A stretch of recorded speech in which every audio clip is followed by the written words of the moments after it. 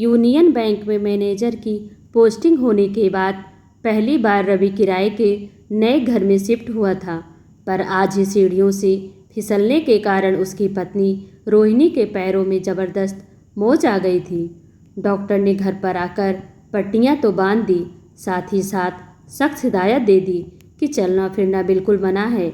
एक सप्ताह पहले आए नए घर के आसपास कोई जान पहचान के लोग भी नहीं थे। ये तो बहुत अच्छी बात रही कि पिछले कुछ दिनों में रोहिणी ने किचन के साथ साथ पूरे घर को व्यवस्थित कर लिया था। 5 साल पहले रवि और रोहिणी की परिवार वालों की सहमति से अरेंज मैरिज हुई थी। रोहिणी खुद भी पढ़ने में काफ़ी तेज़ थी और पढ़ लिख कर जीवन में कुछ बनना चाहती थी, लेकिन पापा के अचानक अटैक का पता चला और उसी वक्त रवि के यहाँ से रिश्ता आया तो मजबूरी के चलते शादी करनी पड़ी। शादी के बाद रोहिणी पूरी तरह से ससुराल वालों की खुशियों के लिए खुद को न्यौछावर कर दी। वो पूरी तरह से आदर्श बहू बन गई। ससुराल में सब उसकी तारीफ करते नहीं थकते थे। उसके व्यवहार कार्यकुशलता से सभी प्रभावित थे। कुछ ही दिनों में उसने अपने ससुराल की काया बदल कर रख दी थी। पहले हर चीज़ जैसे तैसे होती थी, अब हर चीज़ साफ सुथरी और व्यवस्थित रहने लगी। खाना भी वो बड़े जतन से बनाती थी। हर लोग उसके बनाए लजीज खाने की खूब तारीफ करते, सिवा उसके पति रवि के। रवि को जरा भी खाने में नमक कम या ज़्यादा या मसाला कम होता तो वो एक भी कौर खाना खाकर छोड़ देता था। परसों गाजर के हलवे में थोड़ी चीनी कम क्या हुई, रोहिणी के लाख मिन्नतों के बाद भी उसने खाने को दोबारा हाथ तक नहीं लगाया। सबसे ज़्यादा रवि को कढ़ाई पनीर पसंद थी। कुछ दिनों पहले जब कढ़ाई पनीर बनी और शिमला मिर्च गल गई तो रवि ने खाना नहीं खाया, जबकि घर के सभी सदस्यों ने खूब मज़े से खाए। रोहिणी के लाख मिन्नतें करने और मनाने के बाद भी रवि खाना नहीं खाता था और रवि जब भूखा सो जाता तो रोहिणी भी भूखी सो जाती थी। महीने में कई बार ऐसा होता था। अब पहली बार रवि नौकरी के लिए घर से दूर आया था। रोहिणी को बेड पर अच्छे से सुलाकर रवि आज जिंदगी में पहली बार खाना बनाने के ख्याल से घुसा। किचन हर चीज़ रोहिणी ने व्यवस्थित रखा था।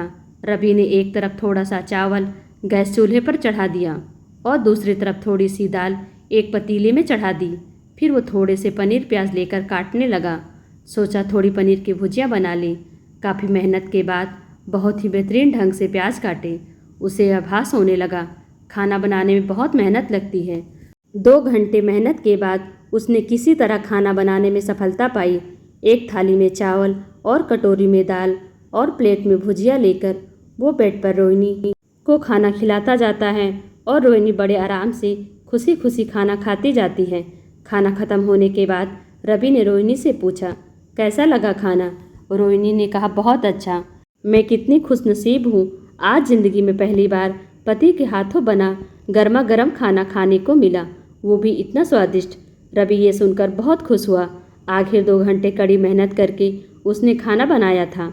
खाने की तारीफ सुनकर वह फूला न समाया। उसे लगा उसकी मेहनत सफल रही। रोहिणी को खाना खिलाने के बाद वो खुद खाना खाने बैठा। उसे जोरों की भूख लगी थी। दाल चावल मिलाकर थोड़ी भुजिया का कौर बनाकर जैसे ही मुंह में डालकर रवि ने चबाना शुरू किया। तेजी से बेसिन की तरफ दौड़ा और मुंह का सारा खाना बेसिन में उगल दिया। चावल अधपका था, दाल में नमक बहुत ज़्यादा था, भुजिया में मिर्ची थी। बस ऐसा घटिया खाना रोहिणी ने बिना कोई शिकवा शिकावत के खा लिया, सिर्फ इसलिए कि मैंने इतनी मेहनत से बनाया था। छोटी छोटी बात पर पिछले सारे खाना ना खाने वाले वक्त की उसे याद आने लगी। उसके दोनों आँखों से आंसू निकल पड़े। अपने बनाए जिस खाने को वो एक कौर भी नहीं खा सका, रोहिणी ने बिना कुछ कहे पूरा खाना खा लिया।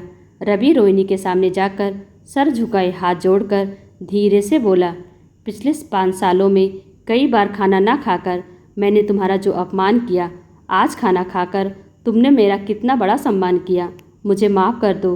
रोहिणी ने मुस्कुराते हुए कहा, दूध गर्म कर चूड़ा के साथ आज खा लीजिए, 1-2 दिनों में मैं ठीक हो जाऊंगी, फिर आपको कभी शिकायत का मौका नहीं मिलेगा। इसके बाद कोई भी ऐसा वक्त नहीं आया जब रोहिणी का बनाया खाना रवि ने खुशी खुशी ना खाया हो। एक बार खाना ना खाने में लगी मेहनत ने रवि पत्नी का सम्मान करना सीख गया था। रोहिणी ने कहा, अगर मुझे पता होता मेरे बीमार होने से आप इतने सुधर जाएंगे तो मैं कब का बीमार हो जाती। रवि ने हंसकर रोहिणी को गले लगा लिया। दोस्तों, आपको यह कहानी कैसी लगी कमेंट कर हमें ज़रूर बताएं। वीडियो को लाइक कर चैनल को सब्सक्राइब करना बिल्कुल भी ना भूलें। Thanks for watching.